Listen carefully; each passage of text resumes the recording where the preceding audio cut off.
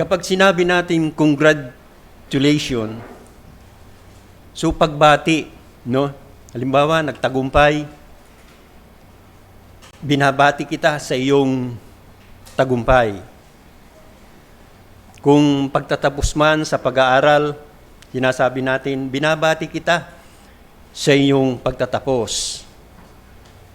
Kung ito man ay sa kaarawan, di ba? Lagi nating nag-greetings, di ba? So, binabati kita sa iyong kaarawan.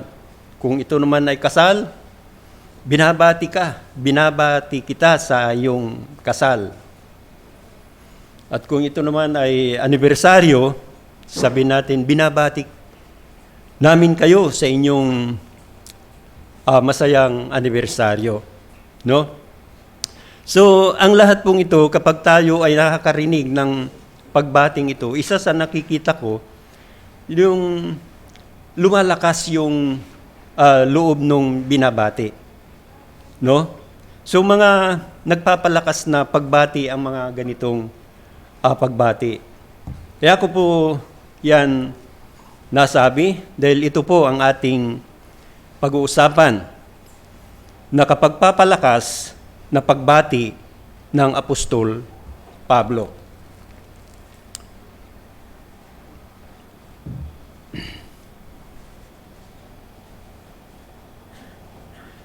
So yan po ang ating pong pag-uusapan, ang ating topic na yan po ay matatagpuan sa talatang 24. Ano itong salitang na nagpapalakas ng pagbati ang binanggit ni Apostol Pablo?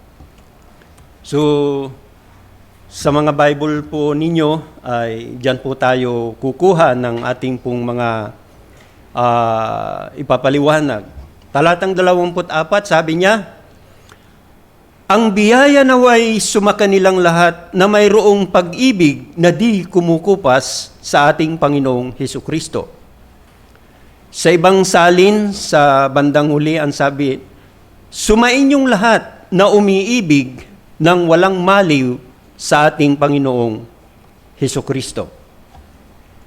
So, kunting paliwanag lang po tungkol sa biyaya. Kasi binanggit dyan na ang biyaya naway sumainyo. Pambungad at pangwakas na pagbati ng Apostol Pablo na maranasan nawa ng kanyang mga mambabasa ang biyaya ng Diyos. Chapter 1, talatang 2, sabi, sumainyo nawa ang biyaya at kapayapaang mula sa Diyos na ating Ama at sa Panginoong Hesukristo.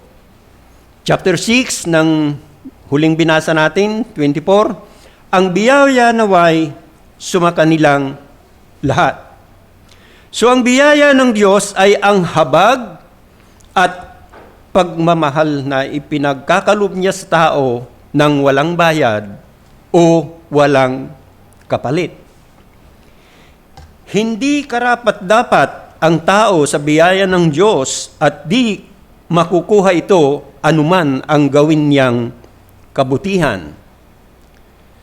Masaganang ipinagkakaloob ng Diyos ang kanyang biyaya sa mga tao dahil mahal niya ang mga ito dahil sa kanyang biyaya.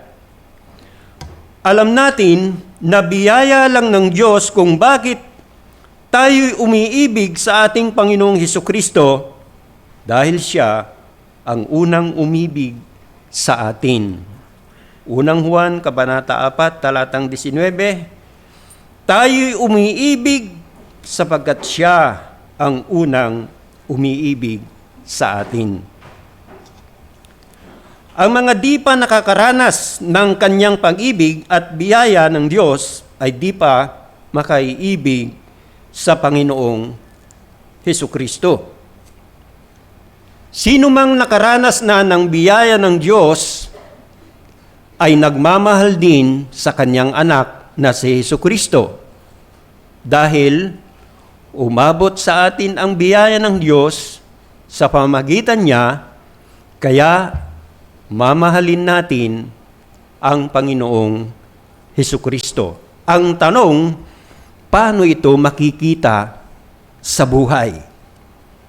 Lahat halos tayo, pag tinanong, mahal mo ba ang Panginoon? Ang sagot natin, lahat ay mahal. Oo, mahal natin ang Panginoon. May tatlo tayong pag-aaralan na puntos. Una, sa kalagayan na pinagdadaanan. Talatang 21 hanggang 22. Dito yan makikita kung paano ito makikita sa buhay. Ikalawa, sa usapin ng pagbiministeryo o paglilingkod sa iglesia ng Panginoon. Ikatlo, sa kanyang hangarin. Unang puntos tayo, paano ito nakikita sa buhay ng apostol ang kanyang sinabi na mahal natin ang Panginoong Hesukristo. Sabi niya sa kalagayan na pinagdadaanan. Talatang 21 hanggang 22, paano ito makikita? Ito po ang sinabi. Susundan lang natin po yung halimbawang makikita natin dito sa ating binasa tungkol kay Apostol Pablo. Kaya kung mayroon po kayong Biblia,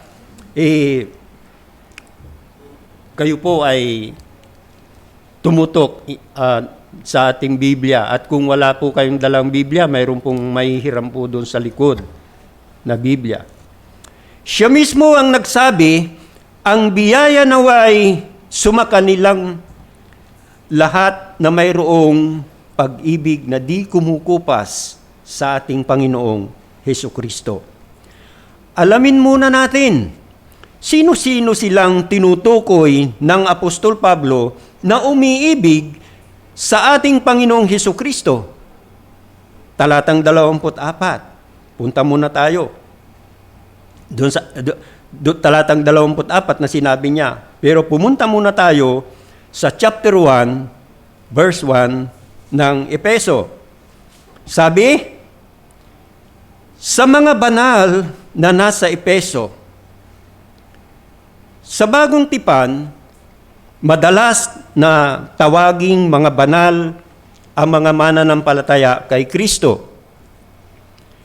Ang isang banal ay sino mang pinatawad at nilinis sa kanyang mga kasalanan sa pamamagitan ng kanyang pananampalataya kay Kristo.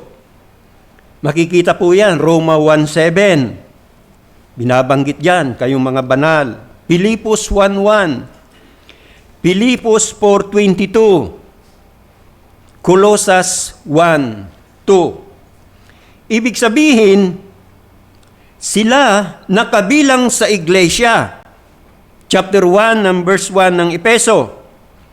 Sila nanaligtas sa biyaya ng Diyos sa pamamagitan ni Hesukristo. Chapter 1 ng Efeso, verse 5. At sila na binigyan ng kapangyarihan ng banal na Espiritu Santo. Talatang 13 hanggang 14 ng Efeso chapter 1.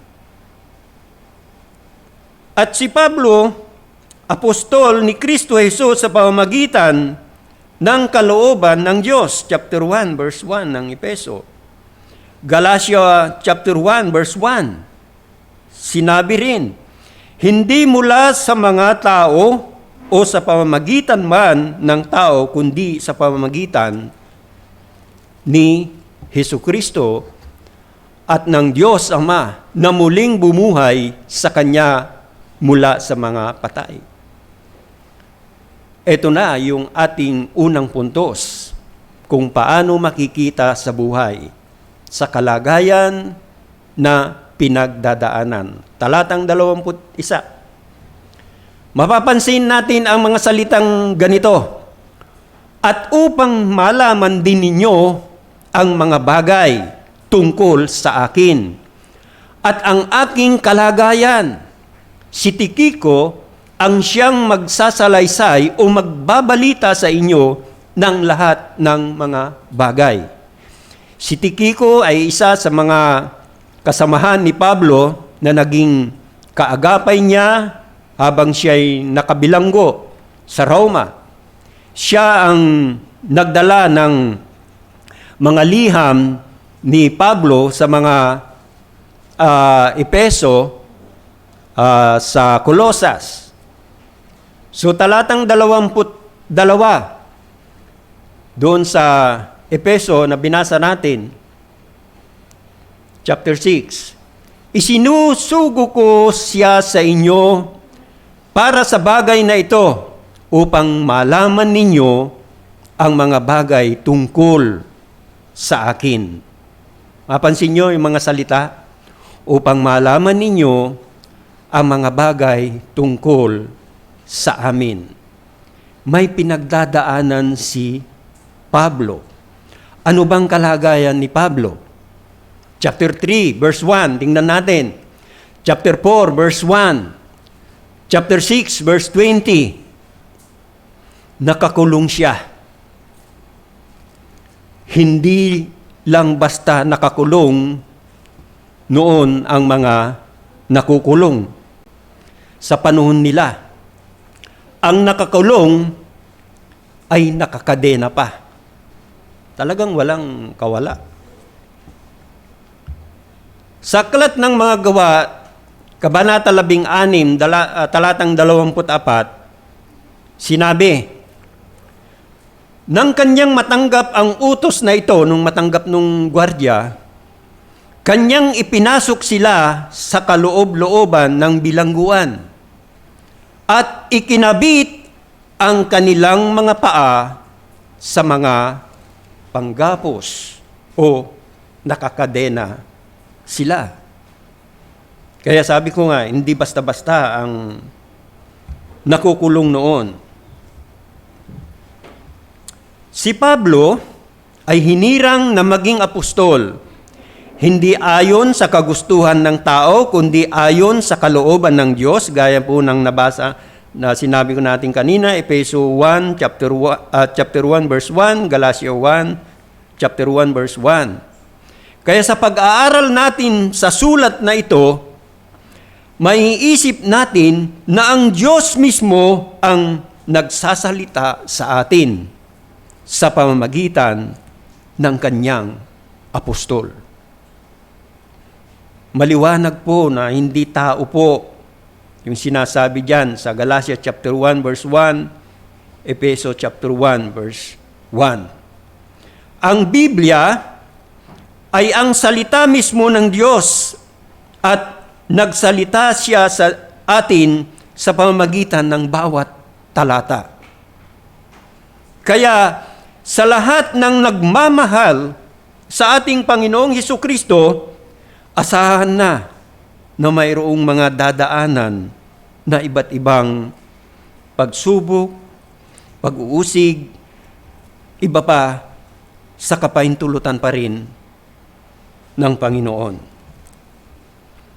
Paano pinaghandaan ng Apostol Pablo ang ganitong kalagayan na pinagdadaanan niya?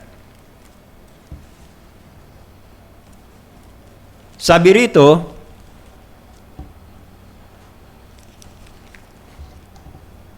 sa Aklat ng Mga Gawa, 21, kung may panahon kayo, basahin nyo mula talatang 10.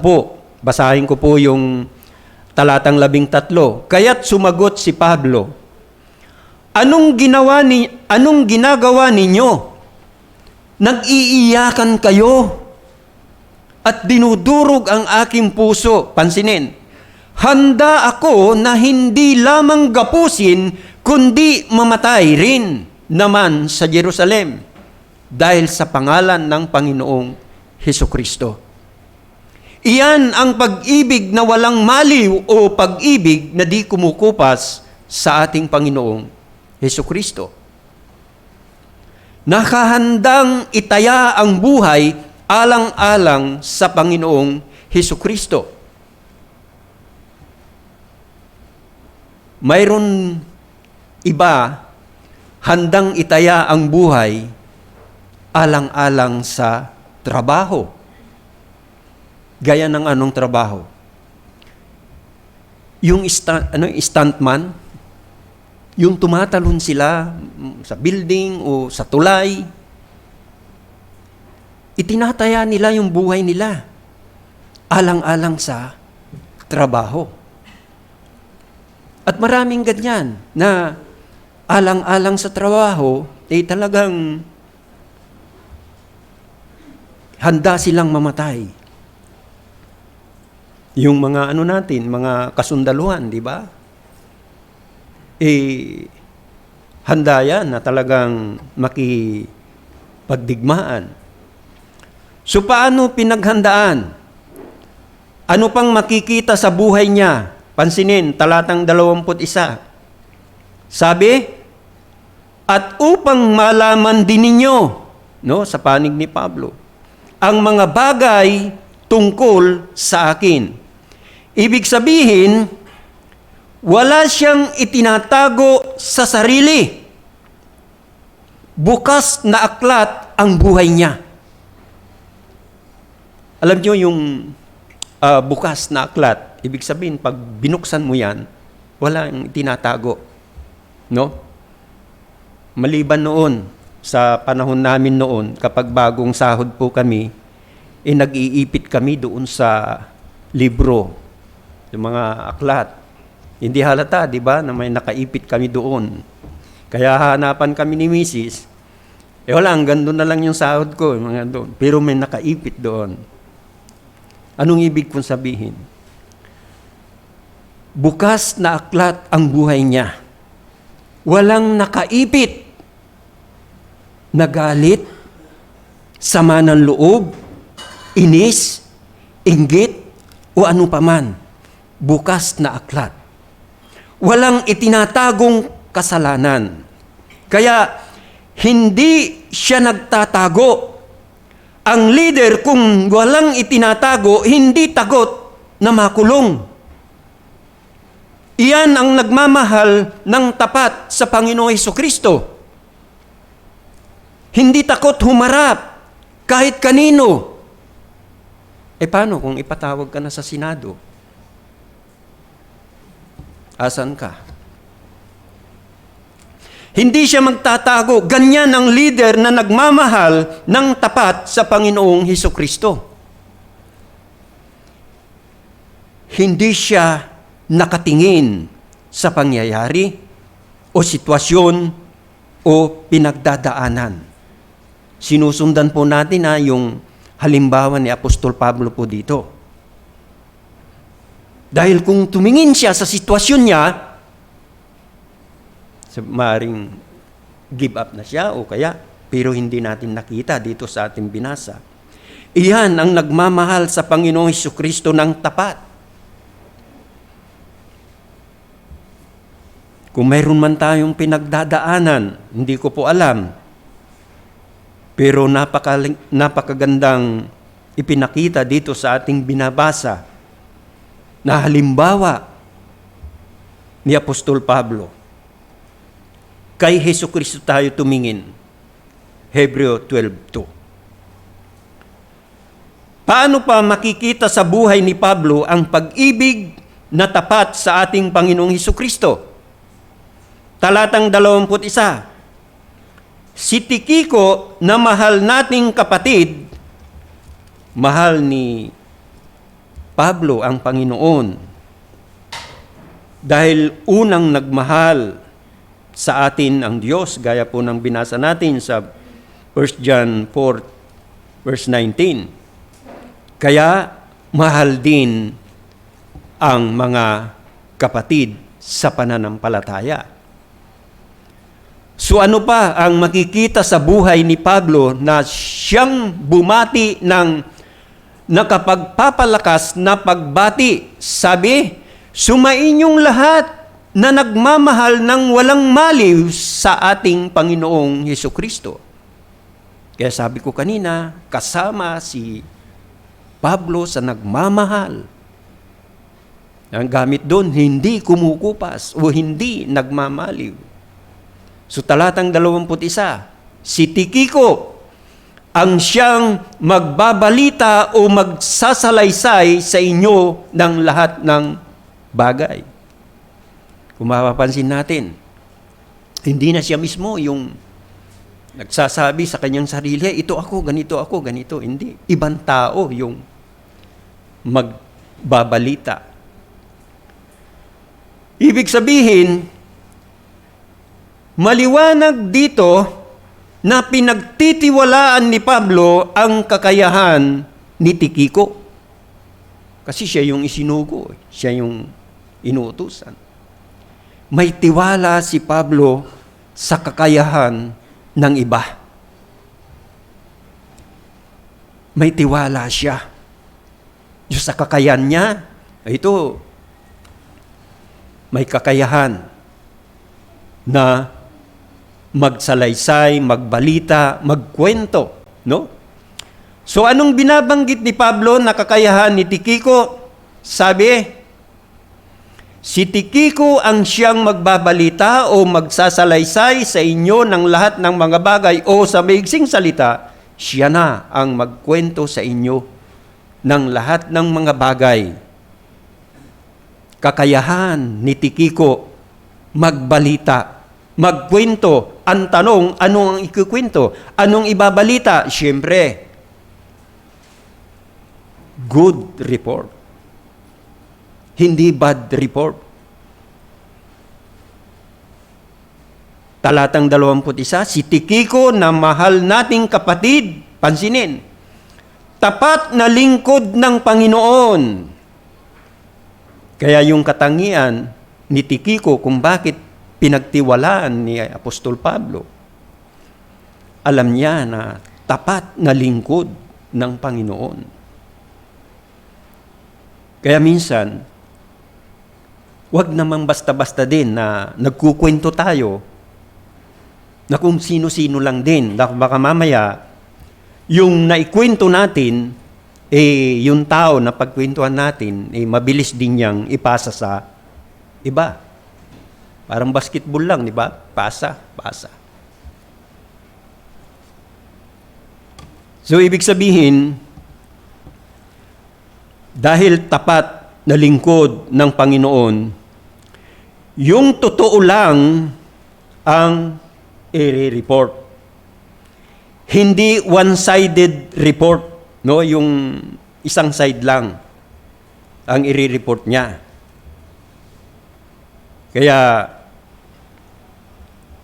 minsan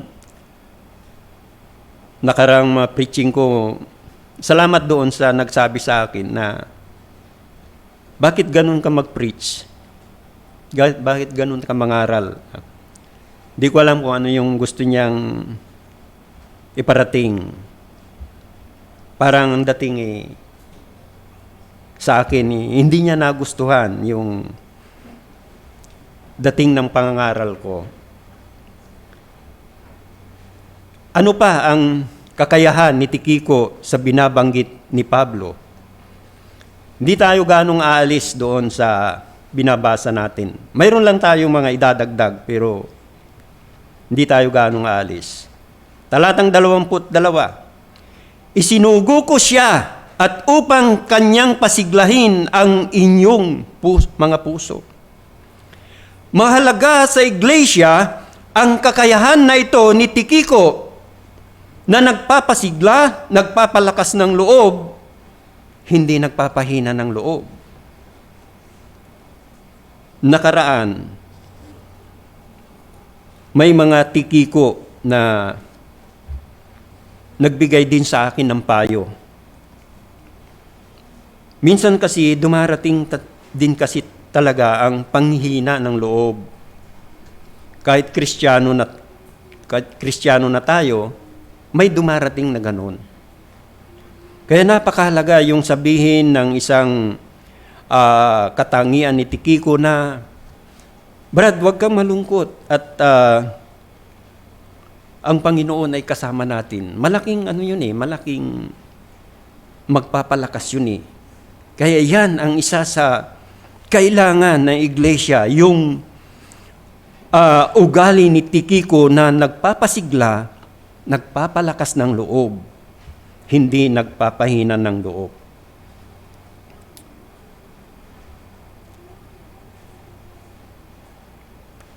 Dito makikita natin, no, na yung kaibigan ni Job na si Eliphaz, sa Job chapter 4, talatang 3 hanggang 5, tignan mo, marami kang tinuruan at pinalakas mo ang mahihinang kamay. Talatang 4, ang mga salita mo'y umaalalay sa mga natitisod at pinalakas mo ang mahihinang tuhod. Talatang 5, subalit ngayon inabutan ka nito at ikaw ay naiinip. Ito'y nakarating sa iyo at ikaw ay balisa. Imbis di mapalakas si Job, lalong nanghina kasi nga ang dating nung kaibigan ay sinesermonan na si Job. Kaya minsan, maging maingat, no? Sa pagbibitaw ng mga salita, baka doon sa parang alam natin ay nakukomport siya, pero yung pala, lalo po siyang nadadown. So, magpasigla o magpalakas, si Job, hindi ganon ang nangyari. No? Dito makikita sa buhay ni Job, ni Pablo, na kahit sa kalagayan niyang pinagdadaanan, nakapagpapatuloy pa rin siya. Kaya, tuloy lang. Anuman yung napagdadaanan sa buhay natin. Iba't ibang muka ang pinagdadaanan sa buhay natin. Maring minsan sa pamilya. Sa pamilya, nagkasakit, no? Bigla na lang dumating yung ganon. Minsan, iba't iba. Pero dito makikita natin, si Pablo, sabi ko nga, hindi madali yung kanyang pinagdadaanan. Nakakulong siya, nakakadena, parang hinihintay na lang niya ang hatol na siya ay sumalang doon sa kanilang death penalty, ganon, no? Pero habang siya ay nakakulong, nakakadena, nakapagpapatuloy pa rin siya. Ikalawang puntos, kung paano makikita sa buhay ni Pablo ang pagmamahal niyang tapat sa ating Panginoong Hesukristo. Gusto ko lang pong makita po natin para masundan po natin ang topic po natin, nagpapalakas na pagbati ni Apostol Pablo. So binati niya, no, ang mga taga-Epeso na ang bati niya yung pag-ibig. Kayo, sabi niya, na umiibig ng tapat sa Panginoon. Sa kanyang pagmiministeryo, dito tayo. Kalawang puntos, kung paano makikita sa buhay ni Pablo ang pagmamahal niyang tapat sa ating Panginoong Hesukristo sa kanyang pagmiministeryo o paglilingkod sa iglesia ng Panginoon. Talatang 21, si Tikiko, talatang 22, isinusugo ko siya sa inyo para sa bagay na ito. Nakakulong na si Pablo, pero nakakapag-ministeryo pa rin siya at may mga tao na gaya ni Tikiko na gumaganap ng ibang paglilingkod. Kaya nakakagalak na marami ng kalalakihan tayo dito ang nagpa-participate sa iba't ibang gawain. Kahapon lang, napakaganda yung ibinahagi ng isa nating kapatid sa prayer meeting. Napakaganda yung mensaheng kanyang ibinahagi. May men's fellowship, may mga kalalakihan na tayo, may mga women's, may mga youth, may mga children, may mga social media, iba pa na mga gawain, no? Kaya kahit rehas na bakal, kadena, bantay na gwardya, hindi nakahadlang sa pagbiministeryo o paglilingkod ni Pablo sa gawain ng Panginoon. Mga kapatid, church, mayroon tayong tutularan ang ganitong pagbiministeryo o paglilingkod na tayo'y malayang-malaya na hindi nasasagabalan, hindi nakakulong, hindi nakagadena o nakagapos. Dito, gamit ni Pablo sa pagsulat, sulat kamay o daliri marahil, at wala pang cellphone noon, laptop, tablet, computer at iba pang teknolohiya. Ngayon, halos kompleto na ang gadget, teknolohiya. Anong ibig nating sabihin? Pinag-uusapan natin pagmiministeryo o paglilingkod. Bahagi ng pagmiministeryo o paglilingkod ang kahilingan ni Pablo sa mga mananampalataya na nasa iglesia ng Epeso. Umakyat lang tayo ng konti. Talatang 19. Sabi niyan, idalangin din ninyo ako upang ako'y pagkalooban ng pananalita sa pagbubukas ng aking bibig upang ipahayag na may katapangan ang hiwaga ng Ebanghelyo. Ipinapakita dito ni Pablo na ang panalangin ay napakahalaga sa pagpapalaganap ng Ebanghelyo. Gaya ng sinabi ko nga, kasasabi ko lang, napakagandang mensahe ang ipinahatid ng kapatid na naka-schedule kahapon sa prayer meeting. Bahagi talaga ng pagmiministeryo ang prayer. Kaya kahit nakakulong si Pablo at Silas, ang mga gwardya na nabahaginan ng Ebanghelyo, nakakilala sila sa Panginoong Hesukristo. Gawa, Kabanata 16, talatang 27 hanggang 34. Pero babasahin ko lang po yung talatang 30. Sabi rito, mga Ginoo, ano ang kailangan kong gawin upang maligtas? Sabi nung gwardya. Talatang 22, ipinangaral nila sa kanya ang salita ng Panginoon at sa lahat ng nasa kanyang bahay. Nakita po natin, hindi lang po yung gwardya maging doon sa kanyang nasa bahay ay nabahaginan po ng salita ng Diyos. Kaya bahagi po ng pagbiministeryo, paglilingkod sa Panginoon, huwag nating ipagwalang bahala ang prayer, ang pananalangin. Sa talatang 22 na binasa natin sa Epeso, chapter 6, isinusugo ko siya sa inyo upang kanyang pasiglahin ang inyong mga puso.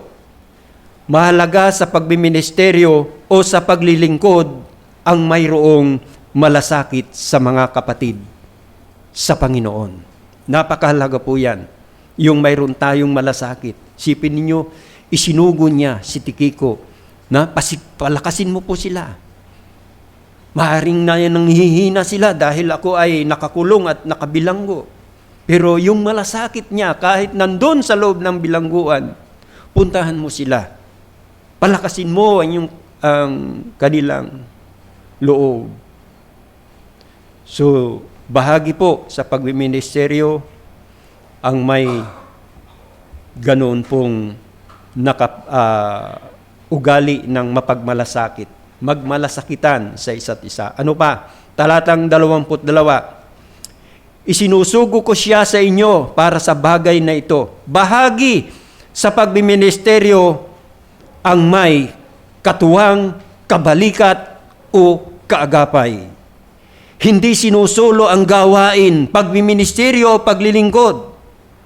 Maging ang problema, huwag suluhin, kailangan ng karamay. Kailangan mo diyan ang kausap, no? Kaya yung iba na masyado ng dumarating doon sa punto na sila po ay na sinasabi yun nila ngayon na nai-stress. Kasi nga, sinusulo nila yung kanilang pinagdadaanan. Kaya huwag suluhin. Kailangan natin ang isa't isa. Malasakitan. Ano pa ang bahagi ng pagbiministeryo o paglilingkod na magandang example o tularan? Yung dedikasyon at commitment sa panig ni Pablo bilang leader. Kung babasahin po ninyo dyan, talagang yung kanyang dedikasyon. Pangalawa, dedikasyon, commitment sa panig ni Tikiko bilang kapwa manggagawa. Talagang itinataya niya yung buhay niya. No? Kaya isa pong makita natin dyan na dedikasyon niya at commitment. At pangatlo, dedikasyon, commitment sa panig ng mga miyembro ng iglesia, nagtutulungan lahat sila. Kaya napakahalaga na isangkot natin ang ating sarili sa ganitong gawain ng Panginoon. Maaring hindi mo pa kakayanin yun dahil wala ka pang personal na kaugnayan sa Panginoon.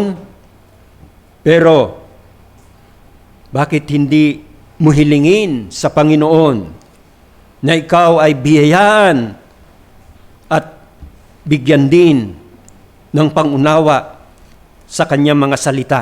Narinig na natin ang pangangaral ng salita ng Diyos kaninang umaga hanggang sa ngayon. Nakikinig tayo. So, napakahalaga yung kabahagi ka sa isang pamilya ng iglesia, pamilya ng Diyos. No? Napakahalaga po yan. Nakabilang tayo sa isang iglesia. Kaya isang kagalakan po natin na mayroon tayong mga papasok na miyembro ng iglesyang ito. Iyan ang mga nagmamahal ng tapat sa Panginoong Hesukristo. Ikatlong puntos. So, maiksi lang po ito. Kung paano makikita sa buhay ni Pablo ang pag-ibig niya sa Panginoong Hesukristo. Kaya malakas yung pagbati niya na kayong mga nagmamahal sa Panginoong Hesukristo ng walang maliw, laman ng hangarin ni Pablo. Ikatlong puntos. Ang laman ng hangarin ng mayroong pag-ibig sa Panginoong Hesukristo, talatang 23. Kaya kapayapaan nawa sa mga kapatid. Napakagandang hangarin na makita sa mga mayroong pag-ibig sa ating Panginoong Hesukristo, kapayapaan. Ito ang dala ng Panginoong Hesukristo. Bagamat ngayon ay ipinagdiriwang nila yung napakaraming labas ng palaspas at yung iba ay nagka-traffic na sa ibang daan. Pero ito ang dala ng Panginoong Hesukristo, kapayapaan. Kapayapaan, sa Juan 14, talatang 27, sabi niya, kapayapaan ang iniiwan ko sa inyo, ang aking kapayapaan ay ibinibigay ko sa inyo. Hindi gaya ng ibinibigay ng sanlibutan ang ibinibigay ko sa inyo. Huwag mabagabag ang inyong puso o matakot man. Mula sa Kanya rin ang kapayapaan. Juan 16, talatang 32, sabi, ang mga bagay na ito ay sinabi ko sa inyo upang sa akin ay mayroon kayo ng kapayapaan. Sa sanlibutan ay naharap kayo sa pag-uusig, ngunit lakasan ninyo ang iyong loob. Dinaig ko na ang sanlibutan. Ang kapayapaan po ay galing yan sa Panginoong Hesus. Nakakalungkot. May mga pamilya na walang kapayapaan. Puro away sila. Nakakalungkot kung tayo ay nakikinig sa mga balita, parang walang kapayapaan. Yung bansa sa kapwa-bansa, parang nagbabadya lagi yung kaguluhan.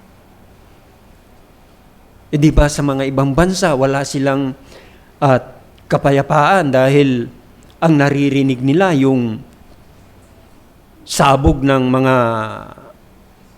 mga baril, mga gamit nilang mga pangwasak. At maraming sumisigaw na gusto yung kapayapaan. Kaya mga kapatid, patuloy nating ipanalangin na maging dito sa ating pong kinabibilangang iglesia, patuloy na manatili po yung kapayapaan. Yan ang isang hangarin ng may pag-ibig sa Panginoong Hesukristo, kapayapaan, hindi kaguluhan. Ang mga bagay na ito ay sinasabi ko sa inyo upang sa akin ay mayroon kayo ng kapayapaan, sabi ng Panginoong Hesukristo. Kaya sabi ko kanina, kung wala pa tayo kay Hesukristo, wala pa tayong personal na relasyon kay Hesukristo, ito po ay yung oras na kapag nakarinig tayo ng pangangaral ng Kanyang salita, ay hingin natin yung Kanyang awa at habag. Dahil sa Kanya lang po, matatagpuan po yung kapayapaan. Saan man lugar, sa loob ng pamilya, sa komunidad, maging sa iglesia, kapayapaan ay patuloy na hinahanap natin yan. Mula yan sa Panginoong Hesukristo. Juan 16, talatang 33. Ang kapayapaan, pag-ibig, biyaya, ang mga pagpapalang nabanggit na mga ito ay bahagi ng lahat ng mga umiibig sa ating Panginoong Hesukristo. Talatang 23 hanggang 24. Ganito rin nawa ang laman ng ating hangarin, lahat kapayapaan, pag-ibig, biyaya. Kung tayo'y kabilang sa mga umiibig sa Panginoong Hesukristo, nawa, natuto tayong lahat sa mga mensahe ng salita ng Diyos. Mula pa kaninang umaga na napakaganda yung kanyang mensahe sa Sunday School hanggang sa ngayon. Sa Diyos po ang papuri, tayo po'y manalangin. O Diyos na makapangyarihan sa lahat, ipinakita mong lahat ito sa amin na napakagandang tularan, maging halimbawa sa buhay namin. Nakita namin, O Diyos, anuman ang sitwasyon na pagdadaanan, ay magpapatuloy po kami dahil kasama ka namin, O Diyos. Kung paano mo sinamahan si Pablo, si Tikiko, ang mga mananampalataya ng Epeso, alam namin na kayo ang Diyos na hindi nagbabago at kami patuloy po ninyong sasamahan at pangungunahan. At gayon din sa usapin ng pagmiministeryo, paglilingkod, O Diyos. Kami tulungan, samahan po kami na kayo po ang mabigyan ng kapurihan, kaluwalhatian sa amin pong pagmiministeryo at paglilingkod, O Diyos. At gayon din, Panginoon, maging doon sa laman ng aming hangarin na kapayapaan ay patuloy mo pong panatilihin nawa ito sa amin. O Diyos, baon po namin nawa itong mga salita mong ito, paglabas namin sa gusaling ito. Ito po nawa, O Diyos, ang amin pong maging sandata sa pagharap sa iba't ibang makakasalamuha sa loob ng isang linggo muli, O Diyos. Salamat po, Panginoon. Ito po ang aming samot dalangin sa pangalan ng Panginoon Hesus. Amen. Amen.